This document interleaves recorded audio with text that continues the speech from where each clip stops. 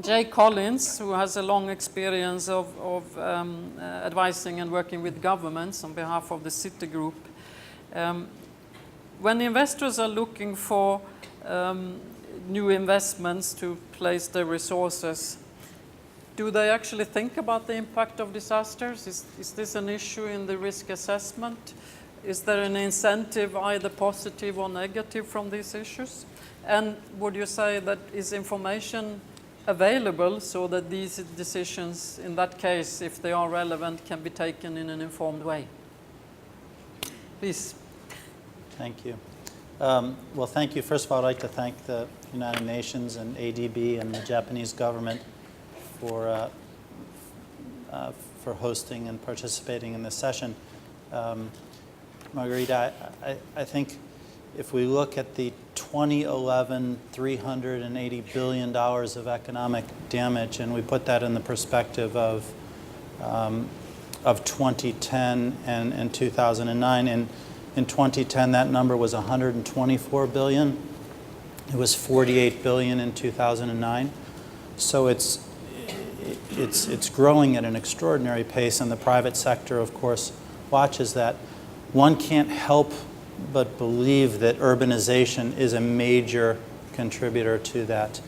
So the economic damage and the human suffering is growing as we see the trends toward urbanization increase. And in fact, as you project out, it's literally a tidal wave coming. The UN itself has projected that out in some staggering numbers. 890 million people today living in urban areas that are vulnerable to natural disasters. Approximately 2/3 of the 450 major urban cities in the world vulnerable to natural disasters, many of them increasing mega cities that are in coastal areas, which are a big part of the flood, broad-based flood vulnerability of the world. So as we see the population growth oriented toward urbanization, as we see mega cities and large urban centers vulnerable to flooding in particular, we see a train wreck coming, a tidal wave of vulnerability going forward.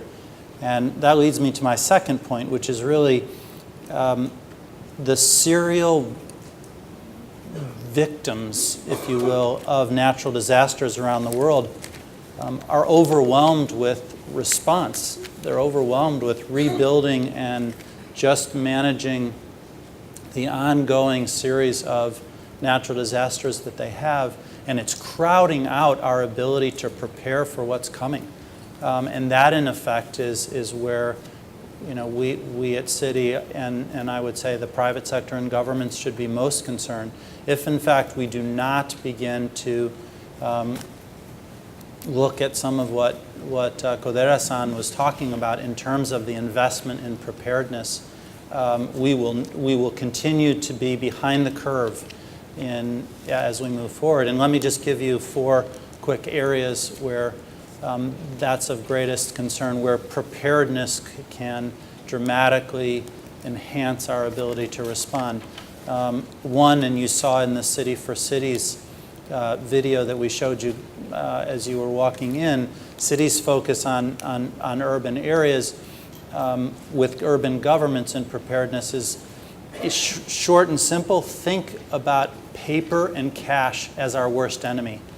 It's our worst enemy for corruption reasons, fraud in government. It's our worst enemy in terms of cost and efficiency of government. But actually, most scary, it's your worst disaster, excuse the pun, in a natural disaster. If you live as a city in a paper and cash world, you cannot financially respond. Let's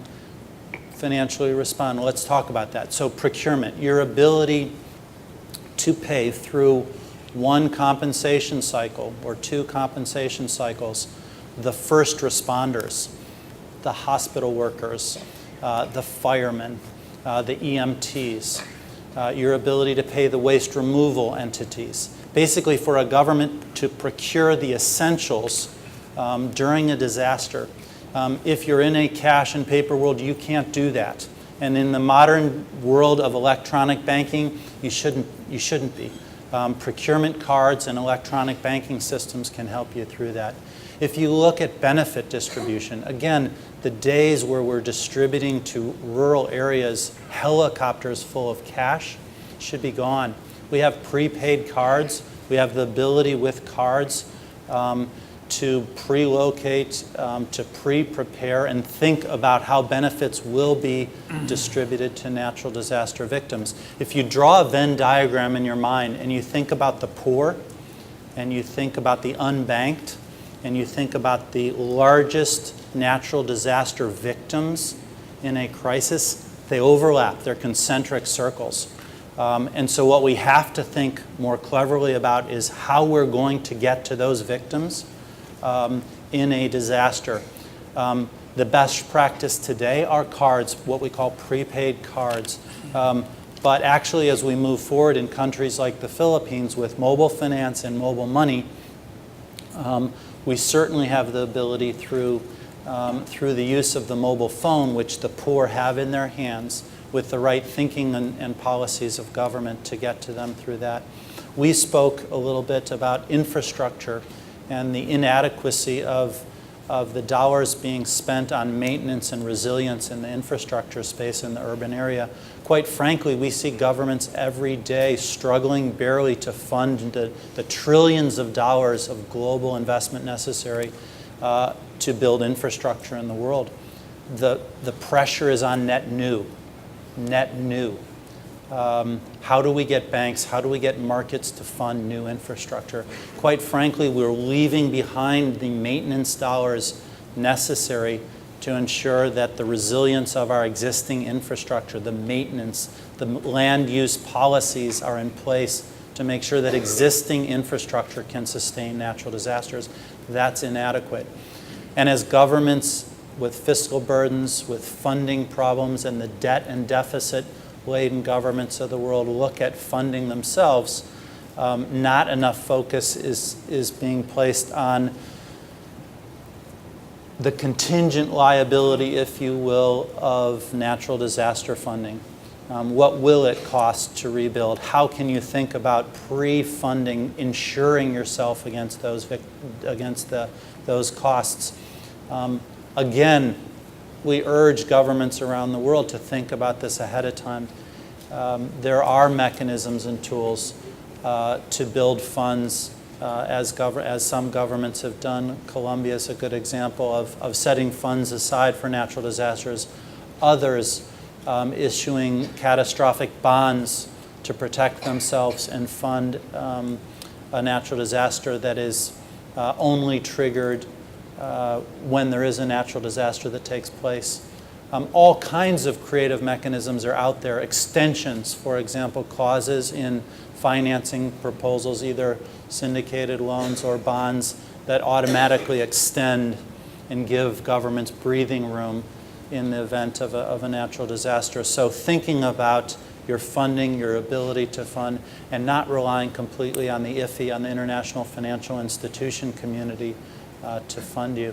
And I would just say as a final introductory point, and again, we talked about this, Margarita, ahead of time, we have to connect the dots better. It's incumbent on all of us to connect really 4 dots. One is central governments to local governments. To have policies in central governments that have not been unified and intensively coordinated with major urban areas around the world makes no sense and is unacceptable.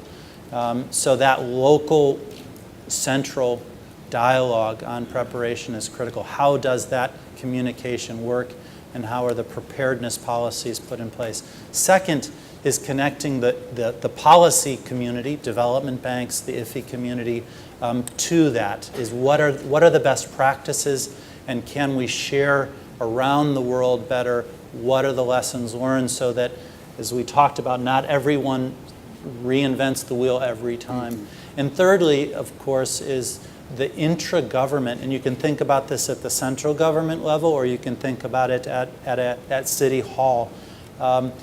the chairman of the Natural Disaster Prevention Committee that chairs and coordinates intra-government response and preparedness. That too often is unclear, and how the governments in and within themselves coordinate, not just in responding and not just set up immediately by the president or head of state post-crisis, but ahead of time.